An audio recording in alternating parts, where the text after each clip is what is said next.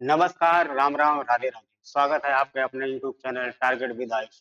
आइए दोस्तों, आज हम लोग एसएसटी में जो 10th क्लास के एसएसटी का पहला चैप्टर जो है हिस्ट्री में जो 4 पोर्शन होते हैं, एक होता है इतिहास, एक भूगोल, एक नागरिक शास्त्र और एक अर्थशास्त्र। उसमें से मैं आप लोगों से आज जो इतिहास का सेक्शन है, उसमें पहला जो चैप्टर बेटा है, वो है यूरोप में राष्ट्रवाद का उदय। ठीक, यूरोप में राष्ट्रवाद का उदय के बारे में हम लोग बहुत ही पूरा चैप्टर पढ़ेंगे। तो एक मोटिवेट शेर के साथ मैं आप लोगों से शुरुआत करता हूँ कि घड़ी से लाख महंगा तो घड़ी का वक्त होता है, घड़ी से लाख महंगा तो घड़ी का वक्त होता है, और जो इसकी कद्र करता है उसी का वक्त, जो इसकी कद्र करता है उसी का वक्त होता है। दोस्तों, आज जो समय की कद्र करता है, समय फिर उसकी कद्र करता है। एक बार जो समय निकल जाता है, फिर वो दोबारा वापस नहीं आता। जिस तरीके से हमारी ज़बान से कोई बात निकल जाती है, फिर वो वापस नहीं आती है। सॉरी और खूब बोलते रहो, इससे कोई फ़ायदा नहीं। मगर एक बार जो बात हो गई, तो वो हो गई। इसी तरीके से समय अगर एक बार निकल गया आपका, क्योंकि ये हाई स्कूल है, वो नींव होती है जिससे पूरी इमारत खड़ी होती है। तो आइए दोस्तों, बच्चे सभी लोग वीडियो को लाइक कर दें, कमेंट करें और अपने-अपने दोस्तों के ग्रुपों में बहुत जल्द शेयर कर दें। तो जिससे ज़्यादा से ज़्यादा इस चैप्टर का पूरा चैप्टर पढ़ाएँगे, बहुत लंबा वीडियो हो जाएगा। पूरा चैप्टर है, इसका पूरा चैप्टर बताएँगे और एक-एक चीज़ को मैं बताऊँगा, ठीक है? तो आप लोग बने रहिएगा मेरे साथ में और बहुत ही अच्छे तरीके से, ठीक? तो देखिएगा, यूरोप में राष्ट्रवाद का उदय। तो बेटा देखिएगा, राष्ट्रवाद क्या होता है? तो राष्ट्रवाद क्या होता है? समझे? तो राष्ट्रवाद क्या होता है?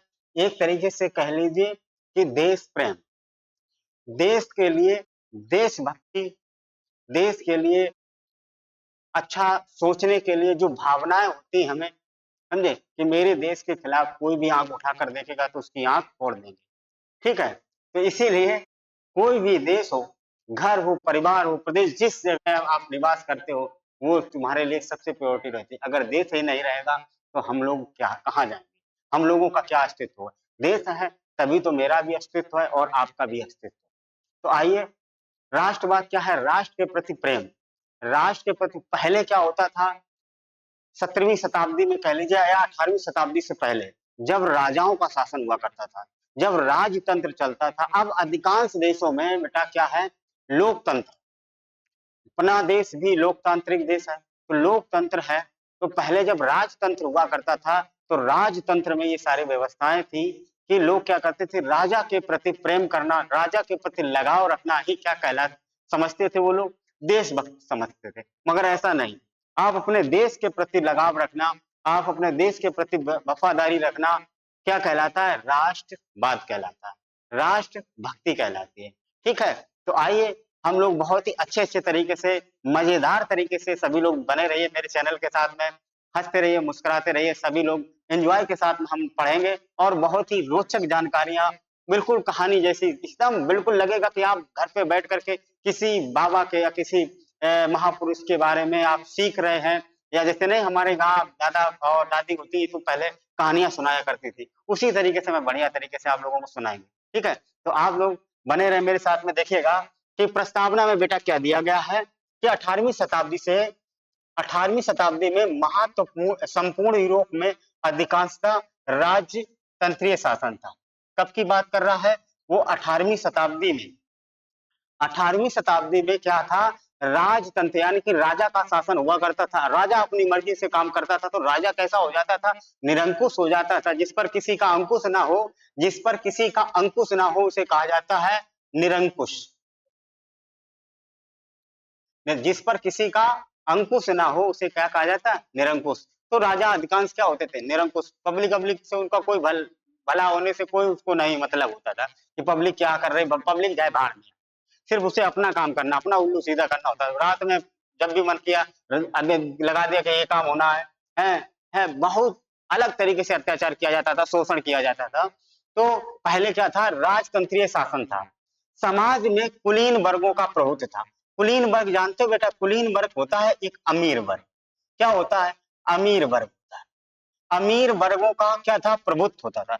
यानी कि आज भी है, आज भी है, मगर उतना नहीं। मगर पहले क्या था, ज्यादातर लोग क्या थे कि कुलीन वर्ग के लोग जो थे, जो अमीर थे, अच्छे घर के लोग थे, उन्हीं का क्या था, शासन सत्ता में प्रभुत्व था। प्रभुत्व का मतलब अधिकार था। ठीक, प्रभुत्व का मतलब क्या होता, अधिकार था। तो साथ ही साथ यूरोप के सभी विभिन्न देशों के शासक कुलीन वर्गों के लोग आम जनता को विभिन्न प्रकार से प्रताड़ित करते। अब देखिएगा भाई, जिसका जैसे गांव में एक प्रधान होता है, ठीक, प्रधान होता है तो क्या करता है, प्रधान देखता है कि हमने जो चार लोग जो जिन्होंने हमारे चुनाव में बहुत अच्छा साथ दिया है, क्या करते हैं कि उनको हम काम करने के लिए देते, तो फिर वो अपने अपने आदमी को क्या करेगा, मलाई खिलाएगा और दूसरे लोगों के साथ में उपेक्षा करता है। तो ऐसे ही ये लोग थे, कुलीन लोग क्या करते थे कि जो जमीनें हुआ करती थी, बड़ी बड़ी जमीनें क्या करते, अपने ही लोगों को देते थे और फिर वहां पर टैक्स वसूलते थे, अत्याचार करते थे, किसानों से, आम लोगों से, आम जनता से अत्याचार करते थे, उसे प्रताड़ित करते थे, परेशान करते थे। तो परिणाम स्वरूप यूरोप के देशों में जनता में विद्रोह की भावना पनपने लगी। बेटा, कभी किसी को ज्यादा परेशान करोगे और हद से ज्यादा परेशान करोगे तो समस्याएं क्रिएट होती हैं। ठीक है, आप भाई कब तक आप सहन कर सकते हो भाई, आप कोई भी आपको परेशान कर रहा, प्रताड़ित कर रहा, दंग परेशान कर रहा किसी भी प्रकार से, आप कब तक उसको अपनी प्रताड़ित होने के लिए उसे अधिकार देते रहेंगे। एक ना एक दिन पलट कर तो बोलेंगे, वो कब तक भागेगा, भागने का भी एक होता है, जब वो भागने से बंद कर देगा फिर मुड़ के देखेगा तो बेटा बहुत ही खतरनाक होगा, बहुत ही खतरनाक है, घायल शेर बहुत ही खतरनाक होता है। तो इसी तरीके से जनता ने क्या किया, विद्रोह की भावना पनपने लगी और एक आग का गुब्बारा फटता है। तो देखियो, आम जनता अपनी स्वतंत्रता के लिए विभिन्न प्रकार की योजनाएं बनाने लगी, तरीके अपनाने लगी, किस तरीके से हम अपनी आजादी को और आजादी को आगे बढ़ाएं, या हम कह लें कि फ्रीडम हमें मिले, और ये कह लीजिए कि हम स्वतंत्र हो, हमें भी कुछ अधिकार मिले, हमें भी काम करने का हुनर मिले और हमें भी आगे बढ़ने का साहस मिले, है हमें आगे बढ़ने के लिए नई नई योजनाओं के माध्यम से, नए नए विकास के माध्यम, कोई भी काम हो, हमें भी अपने अच्छा जीवन जीने के लिए अधिकार मिले। तो ये सारी चीजें, इनके लिए बहुत योजनाएं इन लोगों ने योजनाएं बनाई। यूरोपियों में देशों के बुद्धिजीवियों के नेतृत्व में विभिन्न क्रांतिकारी संगठनों ने की स्थापना हुई और भाई छोटे छोटे संगठन बनाना प्रारंभ कर दिए हैं, छोटे छोटे संगठन बनाना प्रारंभ कर दिए। जो पढ़े लिखे लोग थे, बुद्धिजीवी लोग थे, हैं, उन लोगों ने क्या किया कि क्रांतिकारियों ने क्या किया, संगठन बनाए और जनता ने अपने क्रांतिकारियों के नेताओं के नेतृत्व में अत्याचारी शासक के समक्ष अपनी मांगे रखनी शुरू कर दी। भाई, कि आपने जो हमारे साथ अत्याचार कर रहे, शोषण कर रहे हो, शोषण कर रहे हो, अत्याचार कर रहे हो, उसका हिसाब भाई मेरे पास, अगर अब तुमने प्रताड़ित किया, अत्याचार किया, आप ऐसा नहीं कर सकते। ये अपनी तरह तरह की मांगे उन्होंने रखना प्रारंभ कर दी। किन, जो आम जनता थी, परेशान थी वहां के यूरोप की, तथा अनेक विद्रोह और आंदोलन किए। भाई ऐसे तो नहीं कोई भी, भाई जब तक माँ भी नहीं बच्चे को दूध पिलाती है, जब तक बच्चा रोता नहीं। इसी तरीके से क्या किया, विद्रोह किया, अपनी मांगे रखनी प्रारंभ की है, और जनता और शासक दोनों आपस में भिड़ जाते हैं।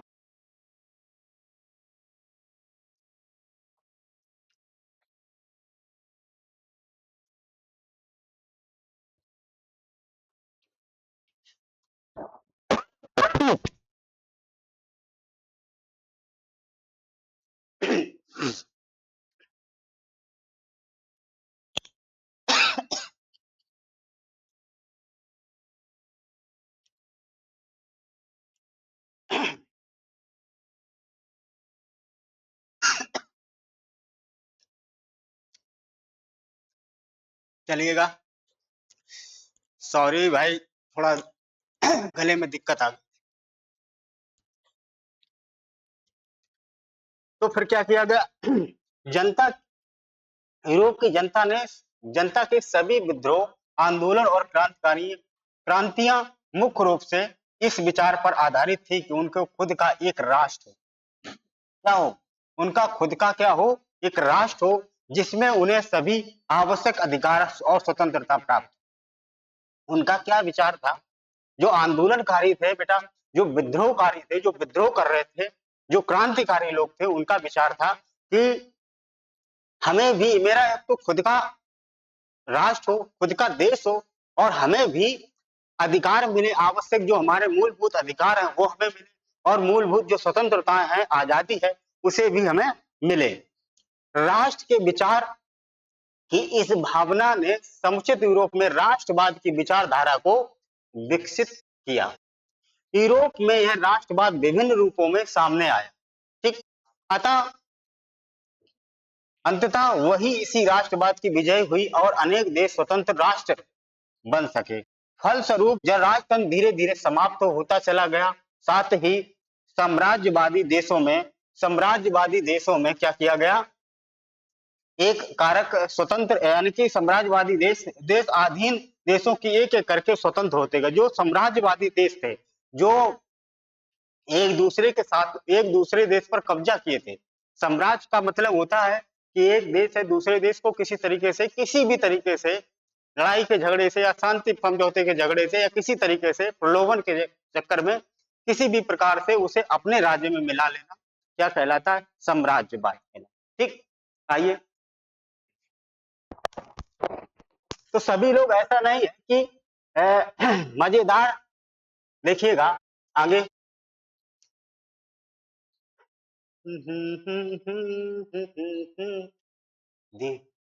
देखिए कि राष्ट्रवाद जो है साम्राज्यवादी देशों के अधीन, एक भी देश एक एक करके स्वतंत्र होते चले गए। उन देशों के वहां के नागरिक सभी आवश्यक अधिकार और स्वतंत्रताएं मुहैया कराई गई।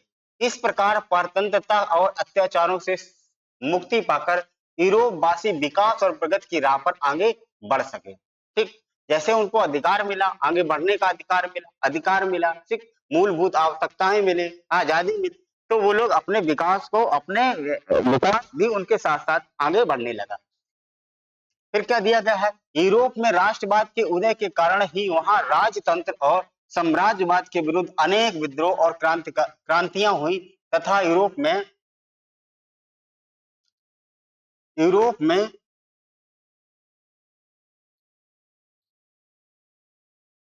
राष्ट्र राज्यों की स्थापना संभव हो सके। एक देखो फ्रांसीसी कलाकार था जिसका नाम था फ्रेडरिक सरियू का एक कल्पनार्थ है। उसने कल्पना की है, कल्पना किस तरीके से की, एक आदर्श कल्पना की कि इस तरीके से राष्ट्रवाद हो सकता है। तो इसके बारे में उन्होंने क्या कल्पना की, आइए जानते हैं। देखिए कि 1848 ईस्वी में फ्रांसीसी चित्रकार फ्रेडरिक सरियू ने 4 चित्रों की एक श्रृंखला बनाई। कितने चित्र बनाए, ऑब्जेक्टिव में पूछा जाता है कि कितने फ्रेडरिक सरियू ने कितने श्रृंखला बनाई, कितनी बनाई, 4 चित्रों की एक श्रृंखला बनाई। ठीक, इसमें इससे कल्पनार्थ यूटोपिया को दर्शाया गया था। इन चित्रों में राजतंत्र, गणतंत्र और स्वतंत्रता, उदारता और विभिन्न राष्ट्रों के मध्य सौहार्द की भावना को दर्शाने का प्रयास किया। भाई कितना बढ़िया तालमेल किया गया कि इन सारी चीजों को सम्मिलित किया गया है। जनतंत्र हो, गणतंत्र हो, स्वतंत्रता, उदारता, ये 4 चित्रों को बहुत ही अच्छे तरीके से उनके बीच में अच्छे तालमेल और सौहार्द पूरे यानी कि मेल जोल बढ़िया होना चाहिए। तो इस तरीके से बेटा सारी के भाई एक घर में 4 लोग रहते हैं, तो चारों लोग अगर आपस में मिलजुल करके रहेंगे तो देश ज्यादा आगे बढ़ेगा, परिवार आगे बढ़ेगा। अगर आपस में लड़ाई फूट होगी तो क्या आगे बढ़ पाएगा? एक दूसरे को नीचा दिखाने की कोशिश करोगे, एक दूसरे के कमियां निकालोगे, तो क्या आगे बढ़ पाएगा कोई चीज? कोई परिवार या देश बढ़ पाएगा? नहीं बढ़ पाएगा। तो यही सारी चीजें किसने की? फ्रांसीसी एक इतिहासकार था जिसका नाम था, चित्रकार था, फ्रेडरिक सरियू था। आइए देखिएगा चित्र का स्पष्टीकरण क्या है कि इस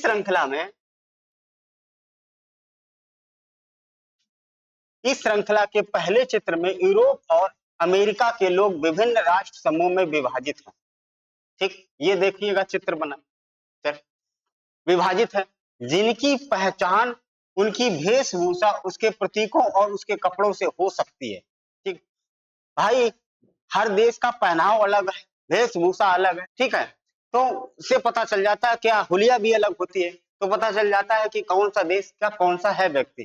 ठीक है, इस चित्र में America, Switzerland, France, Germany, Austria, लंबोर्ड, पोलैंड, इंग्लैंड, आयरलैंड, हंगरी, रूस आदि देशों को दर्शाया गया। इन सारे देशों को इस चित्र में दर्शाया गया। चित्र के इन देशों में एक लंबी कतार में स्वतंत्रता की प्रतिमा की वंदना करते हुए दिखाई गई है।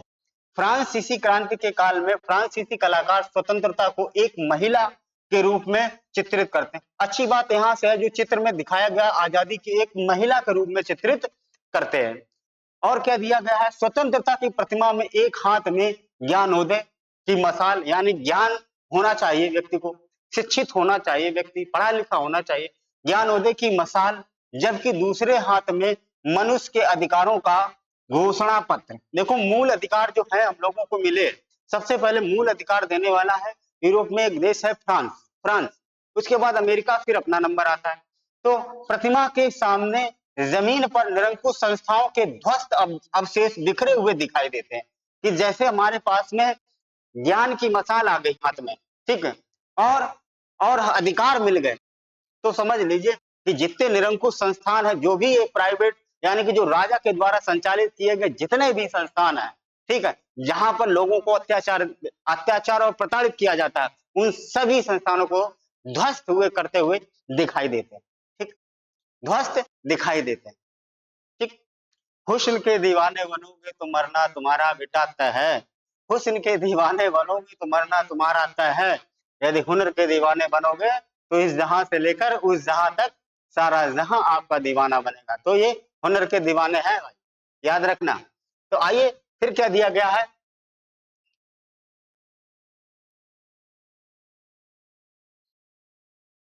बहुत लंबा चलेगा हिसाब किताब, ठीक। इस चित्र में विभिन्न देशों के जुलूसों का निर्माण नेतृत्व संयुक्त राज्य अमेरिका एवं स्विट्जरलैंड कर रहे थे। फ्रांस के लोग अपने हाथों में क्रांतिकारी तिरंगा और जर्मनी के लोग काला, लाल और सुनहरा तिरंगा लिए हुए थे। ये याद रखना, जर्मनी के लोग, ये चित्र में दिखाया गया। इस समय, जिस समय यह चित्र है, उस समय तक जर्मनी के राज एकीकृत नहीं थे। जर्मनी का जो राज था, पूरा जर्मनी एकीकृत नहीं है। जर्मनी को एकीकरण करने वाला कौन था? ऑटोमन बिस्मार्क था। चित्र में ऊपर स्वर्ग से ईसा मसीह, संत और फरिश्ते इस दृश्य पर अपनी नजर बनाए हुए हैं। चित्रकार के अनुसार ये सभी विश्व राष्ट्र के मध्य भाईचारे के प्रतीक हैं। इस प्रकार सरयू का कल्पनार्थ स्वप्न यानी यूटोपिया अर्थ अथवा उसकी कल्पना पर आधारित आदर्श स्वप्न था, ठीक, आदर्श स्वप्न था। आइए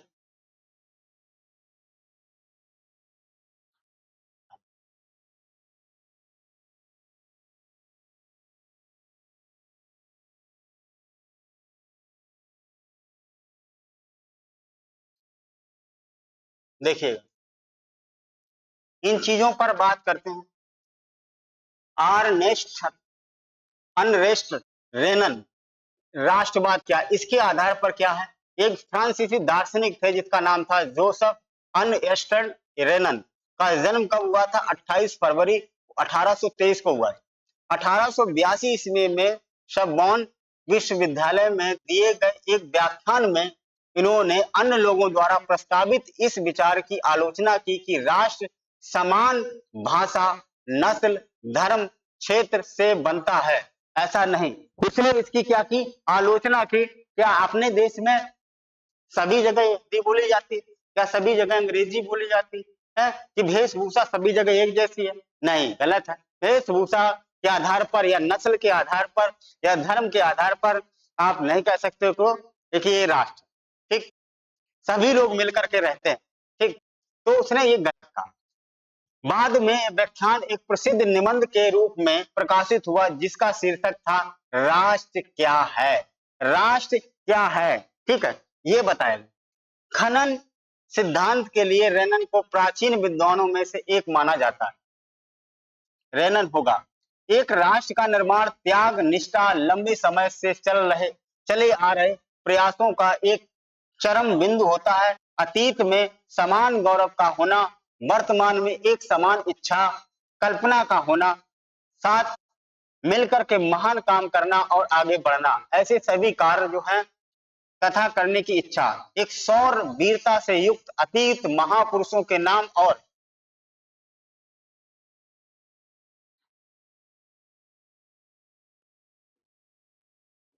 हाँ,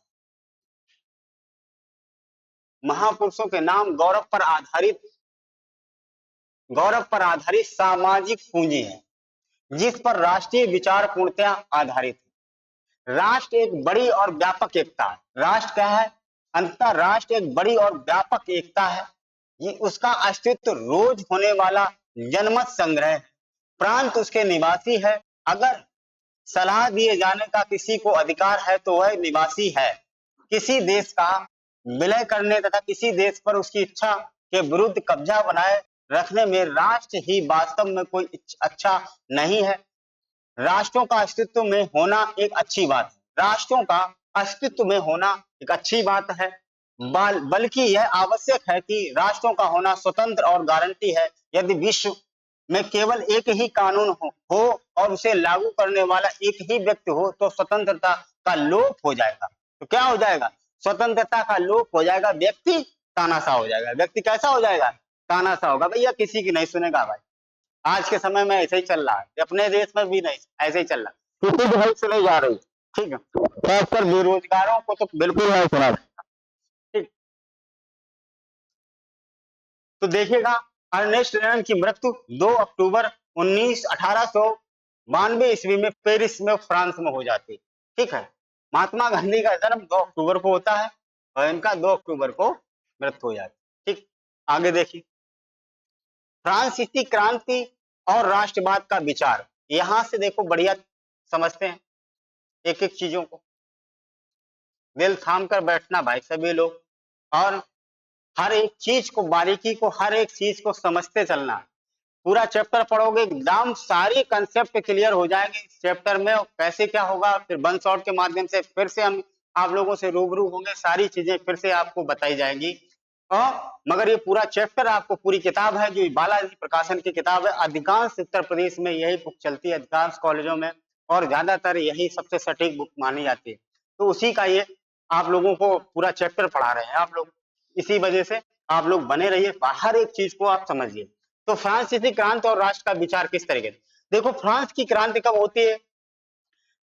1789 में, यानी कि 5 मई 1789 को फ्रांस की क्रांति प्रारंभ होती है। ठीक, और उसके बाद में बास्तिल के किलों को गिरा दिया जाता है, ध्वस्त कर दिया जाता है। समझे? तो वहां पर जो वहां का जो शासक था उसका नाम क्या था? कमेंट करके बताएगा कोई? उसका नाम था लुई सोलमा। क्या था? Louis Louis सोलमा।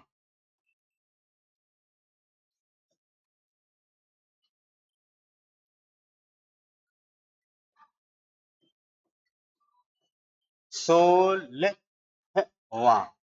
ठीक, लुई सोलमा। तो ये था। तो देखिएगा कि फ्रांस एक ऐसा असीमित राजतंत्र वाला राज्य था जिसके संपूर्ण भूभाग पर एक निरंकुश राजा का आधिपत्य था। राजा कौन था हमने बताया? लुई सोलमा का आधिपत्य था। राष्ट्रवाद की प्रथम अभिव्यक्ति 1789 में, यानी राष्ट्रवाद का प्रारंभ पूछा जाएगा। ऑब्जेक्टिव में पूछा जाता है कि राष्ट्रवाद का प्रारंभ कब होता है? तो राष्ट्रवाद का प्रारंभ बेटा होता है फ्रांस से 1789 की क्रांति। फ्रांसीसी क्रांति के साथ प्रारंभ हुई थी। फ्रांसीसी क्रांति द्वारा जो राजनीतिक संवैधानिक परिवर्तन हुए उसके बाद प्रभु सत्ता राजतंत्र से निकल करके फ्रांसीसी क्रांतियों के समूह में हस्तांतरित हुई थी। क्रांति के पश्चात घोषणा हुई थी कि अब लोग द्वारा संवैधानिक राष्ट्र का गठन होगा और वही उसकी नीयत तय करेगा। क्रांति के पश्चात फ्रांसीसी क्रांतिकारियों ने सर्वप्रथम यह नीति नियम अपनाए जिससे फ्रांसीसी लोगों में एक सामूहिक पहचान बन गई। सामूहिक पहचान बन गई भाई। राष्ट्रवाद देखो पनप रहा की भावना उत्पन्न हो सकती थी। संविधान के अंतर्गत संयुक्त समुदाय के विचारों पर जोर दिया गया, जैसे पितृभूमि, हाँ, पितृसत्तात्मक व्यवस्था होगी, नागरिक उनकी पहचान।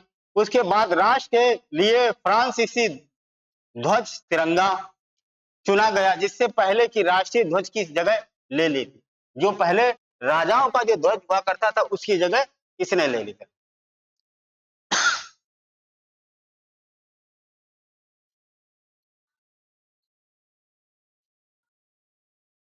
जिंदगी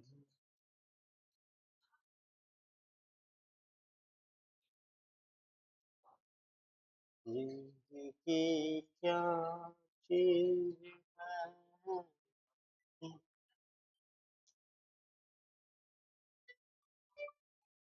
हेलो, पढ़ाई रहे सर? हाँ, पढ़ा रहे भाई। हाँ, बताओ, कोई जुकाम? ठीक ठीक डाल दो। तो देखिएगा कि फ्रांस की क्रांति का व्यापक लक्ष्य, बहुत बड़ा टारगेट था बेटा। जैसे तुम लोगों का हाई स्कूल बढ़िया नंबरों से पास होने के बाद में कोई ना कोई लक्ष्य तो होगा, है? जिसने अपना लक्ष्य नहीं डिसाइड किया, वो कहाँ पर जाएगा? जैसे एक एग्जाम्पल ले लीजिए, आप रेलवे बस स्टैंड, बस यानी कि रेलवे प्लेटफॉर्म पे जाओगे, स्टेशन पे जाओगे, तो आप पूछोगे भैया कि हमें फलानी जगह की टिकट दे दो, तभी तो वो जाएगा। जब तुम बताओगे भैया बंबई जाना, दिल्ली जाना, अहमदाबाद जाना, कहाँ जाना, तभी वो टिकट दे देगा। यानी कि तुम जाओगे कहाँ, करोगे क्या, तुम्हारा लक्ष्य क्या है, टारगेट क्या है? टारगेट अभी से डिसाइड कर लो कि मुझे इस फील्ड में जाना है, और उसी के हिसाब से मेहनत करना प्रारंभ कर दीजिए। क्योंकि वक्त किसी का इंतजार नहीं करता है? इंतजार नहीं करता है। और वक्त जब किसी का आता है तो पता नहीं चलता है कब वक्त बदल जाए।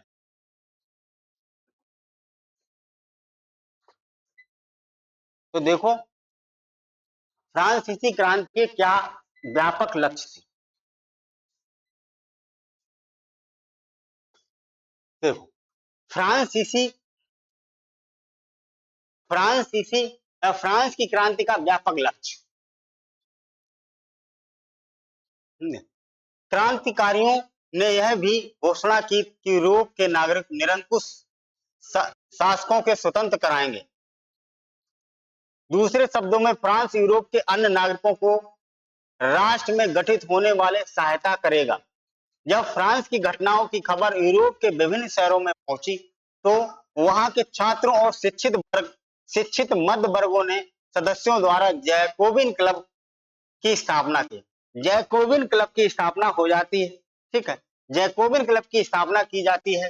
उसकी गतिविधियों और अभियानों ने वहां की फ्रेंच सेनाओं के लिए रास्ता तैयार किया, फ्रांस की सेनाओं का रास्ता तैयार किया।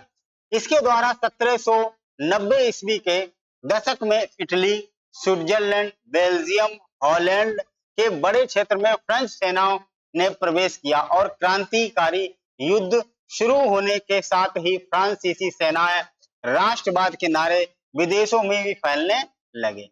राष्ट्रवाद राष्ट्रवाद की भावना फ्रांस की क्रांति से पूरे यूरोप में फैल जाती है। पूरा जनमानस के जहन में ये बात फैल जाती है, राष्ट्रवाद क्या है, किस तरीके से हमें और भी अधिकार मिले जा सकते हैं, हमारा और कैसे विकास हो सकता है, समझे? तो ये सारी भावनाएं फ्रांस की क्रांति के ही बाद हुई।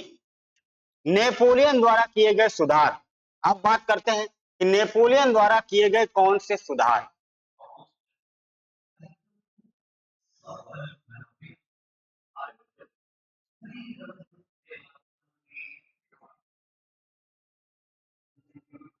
बहुत अच्छी बात बताने जा रहे हैं, यहाँ से क्वेश्चन बनते हैं। यहाँ ये बात समझना कि नेपोलियन द्वारा कौन कौन से सुधार किए गए। तो देखिएगा, फ्रांस की शक्ति को फिर से विश्व स्तरीय रूप में देने वाला शासक जो था, नेपोलियन था। नेपोलियन जो था, है नेपोलियन बोनापार्ट, फ्रांस को और शक्तिशाली बनाया। उसके बाद विश्व में उसकी पहचान बनाई। तो कौन करने वाला ऐसा व्यक्ति था? तो नेपोलियन था, जिसके द्वारा फ्रांस में फिर से निरंकुश शासन की स्थापना होती है। फिर से साला निरंकुश शासन आ गया, ठीक। नेपोलियन ने फ्रांस की कार्यपालिका और डायरेक्टरी की कमजोर राजनीतिक स्थिति का फायदा उठाकर फ्रांस की सत्ता हासिल कर ली। नेपोलियन द्वारा फ्रांस में राजतंत्र वापस लाकर वहां प्रजातंत्र को नष्ट कर दिया गया, और प्रशासनिक क्षेत्रों में काफी सुधार किया गया। नेपोलियन ने प्रशासनिक क्षेत्र में क्रांतिकारी सिद्धांतों का समावेश किया तथा फ्रांस के नागरिकों के लिए 1804 ईस्वी में नागरिक संहिता लागू करने का निर्माण किया गया। ये पूछा जाता है, ये पॉइंट बेटा पूछा जाता है, बी नोटेड बोन, ठीक। इस चीज को याद रखना, नेपोलियन ने नेपोलियन संहिता बनाई या नागरिक कोड बनाया या नेपोलियन कोड बनाया, उसे लागू कब करता है? तो ये करता है 1804 ईस्वी में। 1804 ईस्वी में लागू करता है। यह संहिता नेपोलियन की संहिता के नाम से जानी जाती है। नागरिक संहिता में जो सुधार किए उनका संक्षिप्त उल्लेख निम्नलिखित है। क्या क्या उल्लेख किए गए हैं? आइए,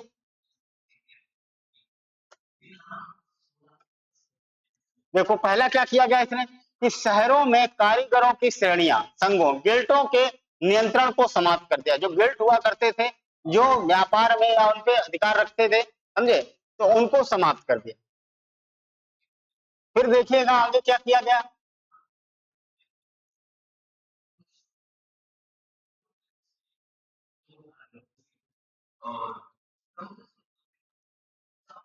पहला क्या किया इसने काम। दूसरा, इस संहिता के अंतर्गत यातायात और संचार व्यवस्थाओं को सुधारा गया। क्या किया गया कि यातायात और संचार व्यवस्थाएं थी, बेटा क्या कर दी गई, बहुत जल्दी बाबू सोना से बात कर लो, ठीक, हाँ लगा लो फोन। संचार व्यवस्था बढ़िया, बहुत जल्दी खबरें इधर से उधर पहुंच जाती थी, जिससे क्या होता था कि विद्रोह, जब जैसे कोई आग लगेगी, भड़केगी, जन विद्रोह होगा, तुरंत पता चल जाता था नेपोलियन को कि हाँ लोग हमारे बारे में कहां पर क्या करने वाले हैं, ठीक। हाँ, अब तो तुरंत व्हाट्सएप मैसेज, वीडियो कॉल लो, सारी सुविधाएं अब हो गई, ठीक है, बहुत अच्छा संचार व्यवस्था हो गई। तो देखिएगा कि इस संहिता के अंतर्गत यातायात संचार व्यवस्थाओं को सुधारा गया। क्या किया गया?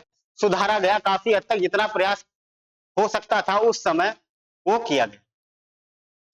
आगे देखिएगा, इस संहिता के अंतर्गत पूरे देश में एक समान कानून व्यवस्था लागू, एक समान कानून व्यवस्था, कानून कैसा होगा, पूरे भारत में एक जैसा होगा, तथा माप तौल के एक समान पैमाने, पैमाने कैसे होंगे, एक समान नहीं कि एक जगह 900 ग्राम का 1 किलो, एक जगह 800 ग्राम का 1 किलो, समझे, सबका पैमाना माप तौल का पूरा एक समान होगा।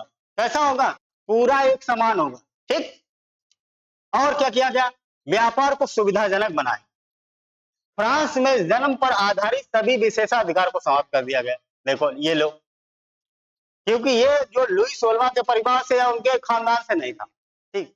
उसने कहा कि जो जन्म के आधार पर विशेषाधिकार लेकर के जो पैदा होगा वो विशेषाधिकार नहीं, यानी राजा का बेटा राजा नहीं बनेगा, जिसके कुव्वत होगी, ताकत होगी, जिसकी योग्यता होगी, जिसको राजा बनने के गुण होंगे, वही राजा बनेगा, ठीक। ये बात आई समझ में, ठीक। तो आगे देखते हैं, फिर पांचवा क्या दिया गया, संहिता में संपत्ति की सुरक्षा का अधिकार सभी को दिया गया। कहा गया इस संहिता में, जो नागरिक संहिता बनाई गई, कि संपत्ति का सुरक्षा का अधिकार सभी को है, अपनी संपत्ति को सुरक्षित रखने का अधिकार बेटा सभी को है। तो आगे क्या दिया है कि इस संहिता को अधीन अपने अधीन राज्यों, उपनिवेशों पर भी समानता से लागू किया। जहां जहां इसने व्यापार किया, जहां जहां इसने जिस क्षेत्र को ऑक्युपाइड कर रखा था, उपनिवेश कर रखा था, वहां पर यह कानून लागू होगा, समानता का अधिकार लागू होगा। जिसमें देखो कहां कहां, हॉलैंड, इटली, जर्मनी, स्विट्जरलैंड राज्य थे। कौन कौन थे? याद रखना, हॉलैंड था, इटली था, जर्मनी था, स्विट्जरलैंड था। ये देश थे जिन पर ये उपनिवेश करता था। इस संहिता द्वारा किसानों को भू दास्ता और जागीरदारी शुल्क से मुक्त कर दिया। भाई किसानों के लिए बड़ी राहत दे दी, किसानों के लिए इसने राहत दे दी कि भाई जागीरदारी जो व्यवस्था होगी, जमींदारी व्यवस्था होगी, वो नहीं होगी। जो जागीरदार शुल्क, जो जागीरदार वाला या जमींदार वाला जो शुल्क लगता था, वो नहीं लगेगा, ठीक। ये बात समझ में आई है? जाना चाहिए, अभी लड्डू बटेंगे भाई, लड्डू खिलाओ सभी लोग।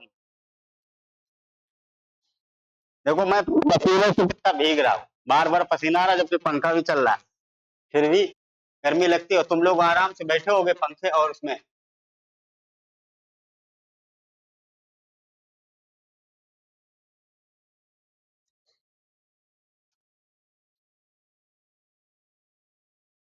हाँ यहाँ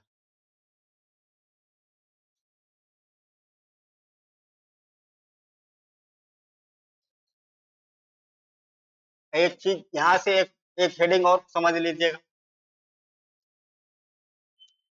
कि फ्रांसीसी शासन के प्रति शंकाएं और रोष। फ्रांसीसी शासन के प्रति आशंकाएं और रोष क्या थी? ठीक है, तो नेपोलियन द्वारा जिन क्षेत्रों को जीता गया था वहां के स्थानीय नागरिकों की फ्रांसीसी शासन के प्रति मिली जुली प्रतिक्रियाएं थी। यानी कि ना कोई अच्छा था ना खराब, सभी लोग ठीक ठीक बता रहे थे कि शुरुआत में अनेक राज्यों जैसे हॉलैंड, स्विट्जरलैंड और साथ ही साथ कई शहरों जैसे मैच, मिलान, ब्रुसेल, वार्सा फ्रांसीसी सैनिकों का स्वतंत्रता उपहार देने वालों की तरह स्वागत किया गया, लेकिन जब यह स्पष्ट होने लगा कि नई प्रशासनिक व्यवस्थाएं राजनीतिक स्वतंत्रता के अनुरूप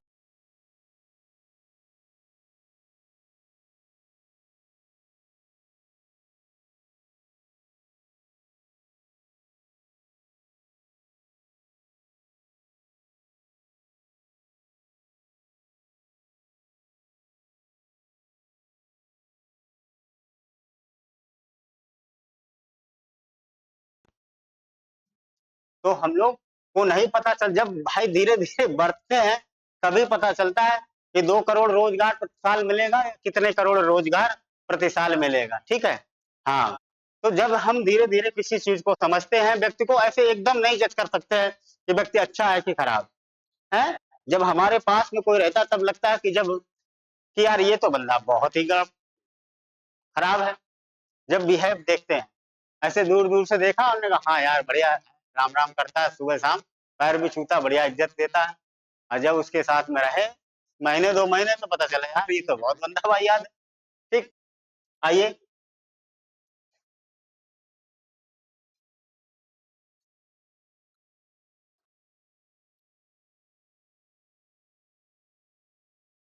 चलो चले फ्रांसीसी क्रांति के कारण, कारण पहले देखो।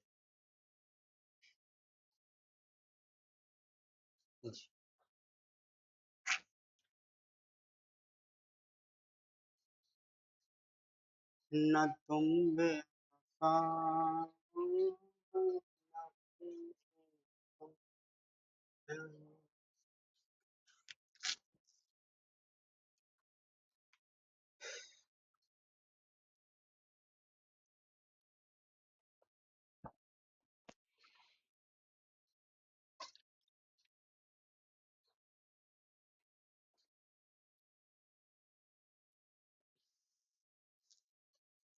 देखिएगा फ्रांसीसी की क्रांति के कारण क्या। 1789 फ्रांस में हुई क्रांति के द्वारा वहां लुईस वंश के शासक का अंत हुआ, वहां पर लोकतंत्र की स्थापना की गई। इस क्रांति के प्रमुख कारण हैं जो निम्नलिखित है। क्या क्या है? पहला तो बिल्कुल टपरा शासक था, आयोग शासक था, पूरी तरह के निहायत आयोग शासक था, बहुत ही कम एज में गद्दी उसको मिल जाती है और जवानी जवानी में गद्दी मिल गई, नई नई शादी हुई, मजे लिए उसने, वो एकदम बिल्कुल विलासतापूर्ण शासक था है। जनता जाए कहीं भाड़ छोड़ने में कोई मतलब नहीं था, समझे? किस तरीके से बस बस अपनी मौज मस्ती में, अपनी रवानी में, अपनी जवानी की रवानी में मस्त रहता था। ठीक, उस आयोग शासक था। देखिएगा कि फ्रांस की क्रांति के दौरान वहां लुईस वंश का शासन था, जिसका शासक लुईस 16 था, यानी लुई 16वां था है। लुई 16वां था, वह एक आयोग हटी दूरदर्शिता है, सुनता भी नहीं था, किसी की नहीं सुनता था, समझे? एक बार जो कमेंटमेंट में कर दिया तो वो डायलॉग है, कौन सा फिल्म का है, वांटेड। एक बार जो कह दिया वो हटी टाइप का था। ठीक, आयोग हटी और दूरदर्शी था, यानी कि दूर का नहीं सोचता था, बस आज मजे में है, बस सब सही। आगे क्या होगा, जनता किस तरीके से रिएक्ट करेगी, इसका क्या परिणाम रहेगा है। आज अगर हमने नहीं तैयारी की तो आगे क्या करना पड़ेगा, चौराहे पे खड़े होंगे, भैया हमें भी 200 रुपए में ले चलो, हमें भी ले चलो, 250 में, 300 में, आओ आओ आओ, है हाथ जोड़ोगे साहब, काम हम सब कर लेते हैं, ऐसे करोगे। अबे पढ़ लो, है पगलेटो, पढ़ लो कायदे में, नहीं तो पता चलेगा फिर यही करना पड़ेगा। कहीं ठिलिया लगाओगे जाकर, मोमोज भी गए, पिज्जा बर्गर ये सब बेचोगे जाकर।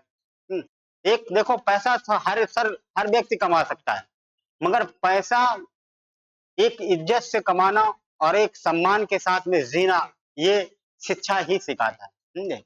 जरूरी नहीं पढ़ लिख कर व्यक्ति नियम कलेक्टर ही बन जाए, आपको शिक्षा जो है आपको जीने का मतलब सिखाता कि जीना किस तरीके से है, किस तरीके से आप अपने समाज का निर्माण कर सकते हो, अपने घर परिवार का निर्माण कर सकते हो और अच्छा सुखद जीवन व्यतीत कर सकते हो सुख शांति के साथ। ठीक। अब ये मत कहना शांति कोई और हो। तथा कर्तव्यहीन शासक था। हाँ, कर्तव्यहीन शासक था, कोई रिस्पॉन्सिबिलिटी नहीं, कोई उसका कर्तव्य नहीं करेगा, सब ऐसे ही। को तो कर्तव्यहीन शासक था, वह सुधारों का पक्षधर नहीं था और ससुर सुधार भी नहीं करना चाहता था कि कोई अगर उसे बताए भी कि ये काम में ये गड़बड़ियां हैं, ये समस्या है, आप इसे सुधार कर लीजिए, तो सुधार भी नहीं करना चाहता था। अरे चलने दो जैसा चल रहा, समझे, है, होगा जो देखा जाएगा। अपितु निरंकुशता का बनाए रखना चाहता था।